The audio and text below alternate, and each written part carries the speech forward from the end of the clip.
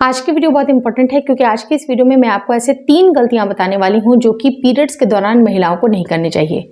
कुछ महिलाएं जो कि अनमैरिड होती हैं वो ये गलतियां लगातार करती हैं, लेकिन उनको ये नहीं पता होता है कि शादी के बाद उनको प्रेगनेंसी कंसीव होने में दिक्कतें होती हैं।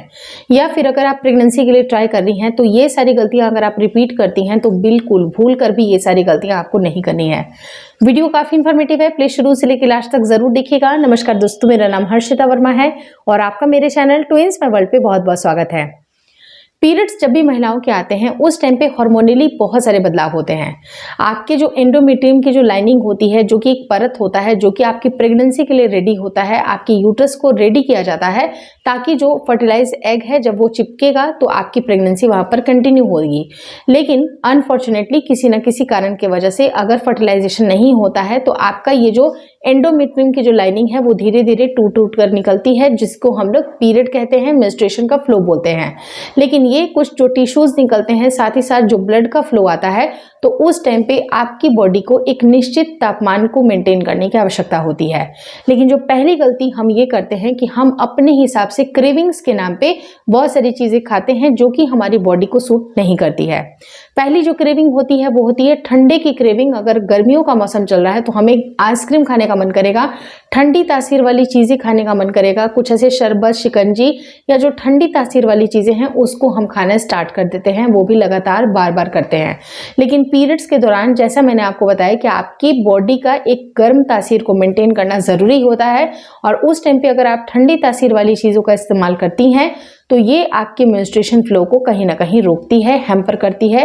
क्योंकि जिस तरह से मदर नेचर ने आपकी बॉडी को जिस तरह की संरचना की गई है उस हिसाब से आपके जो भी नेचुरल वेग हैं, चाहे वो आपके यूरिन का वेग हो, आपको स्टूल पास करनी है या फिर अगर आपको फार्टिंग आ रही है उसकी अगर आप वेग को आप रोकती हैं, या कई बार अगर आप सीमेन के जो आपका वीर्य होता है उसको अगर आप रोकते हैं, तो जो भी आपका नेचुरल अर्जेस है, जो नेचर कॉलिंग है जिसे हम लोग कहते हैं, आपको अगर किसी भी चीज को अगर आप रोक रहे हैं जबरदस्ती तो उसका लॉन्ग टर्म पे आपके शरीर में असर पड़ता है। जैसे महिलाएं अगर गर्म तासीर को मेंटेन नहीं करती हैं तो आपने देखा होगा कि कई बार आपकी फ्लो में भी डिस्टर्बेंस होती है।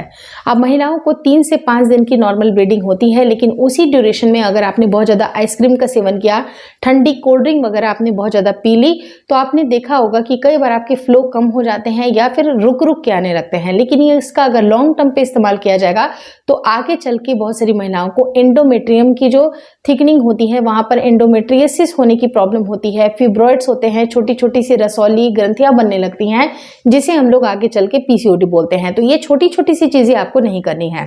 दूसरी चीज है जो कि एक बहुत बड़ी मिस्टेक है महिलाओं के साथ कि पीरियड्स के दौरान भी हमें सुंदर लगना है, हमें बस प्रेजेंटेबल दिखना है, तो हमारे हेयर वॉश होने जरूरी हैं। लेकिन हेयर वॉश को आपको पीरियड्स के दौरान पे बिल्कुल अवॉइड करने की आवश्यकता है। अगर पीरियड्स के दौरान अगर आप हेयर वॉश करती हैं तो उसका भी बहुत बड़ा असर आपकी बॉडी में पड़ता है, क्योंकि आपने सडन बॉडी की तासीर को चेंज कर दिया।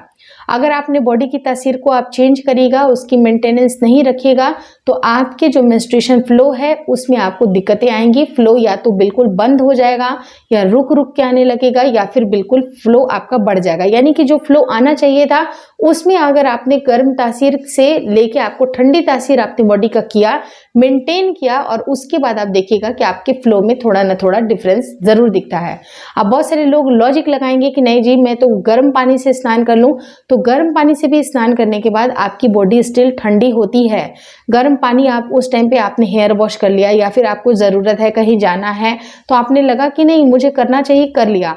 लेकिन इसको अगर आपने प्रैक्टिस बना लिया और बार बार यही सेम प्रैक्टिस अगर आप अपनाती हैं तो आपको लॉन्ग टर्म पे दिक्कतें आएंगी। ये मान करके चलिए आपकी प्रेगनेंसी नहीं रुकेगी। तो इसलिए आपको ये छोटी छोटी सी मिस्टेक बिल्कुल नहीं करनी है। लेकिन अब जो मैं तीसरी मिस्टेक बताने वाली हूं वो भी काफी कॉमनली प्रचलित है।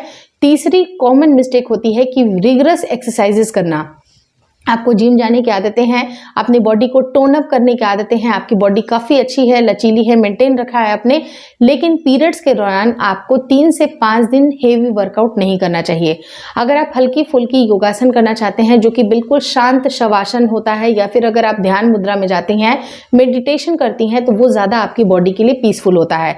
लेकिन बहुत ज़्यादा हार्श योगासन का इस्तेमाल करना है, या फिर कई बार क्या होता है कि जब हम अपनी बॉडी को बहुत ज़्यादा फ्लेक्सिबल बनाते हैं उस टाइम पे, या फिर फिर कई बार बहुत ज़्यादा रिगरस एक्सरसाइजेस करते हैं, वेट लिफ्टिंग करते हैं, वो भी आपके मेंस्ट्रुएशन फ्लो के लिए सही नहीं होती है। तो इन तीनों ही गलती को आपको बेसिकली नहीं करना चाहिए।